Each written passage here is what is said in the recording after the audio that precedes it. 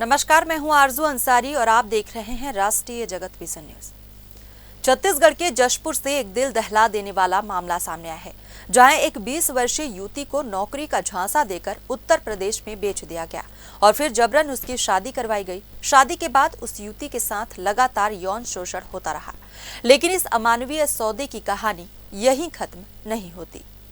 Police जांच में पता चला कि अंबिकापुर में रहने वाले काबिल अंसारी, उसकी पत्नी हिना और सास रामेश्वरी सोनवानी ने पीड़िता को ज्यादा पैसे वाली नौकरी का लालच दिया और फिर उसे उत्तर प्रदेश ले जाकर 40,000 रुपए में बेच दिया। यूपी के जालौन जिले में सुमित राठौर नाम के युवक से उसकी जबरन शादी कर दी गई।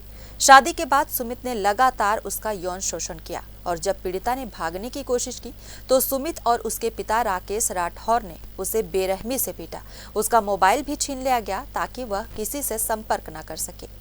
सरगुजा पुलिस ने तत्परता दिखाते हुए कार्रवाई की और युवती को यूपी से सकुशल बरामद कर लिया। अब तक इस मामले में 7 आरोपी गिरफ्तार हो चुके हैं, जिनमें अंबिकापुर से काबिल, हिना और रामेश्वरी, मध्य प्रदेश से सुरेंद्र कुशवाहा, यूपी से शकील खान, सुमित राठौर और उसके पिता राकेश राठौर शामिल हैं। इस मानव तस्करी की गूंज अब सिर्फ छत्तीसगढ़ तक सीमित नहीं है।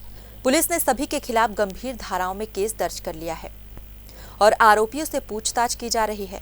पीड़िता का मेडिकल कराया गया है और उसका बयान कोर्ट में दर्ज किया गया है। फिलहाल इस खबर में बस इतना ही। देश प्रदेश की खबरों से अपडेटेड रहने के लिए हमारे चैनल को सब्सक्राइब करें और नए खबरों के नोटिफिकेशन के लिए बेल आइकन जरूर दबाएं। नमस्कार।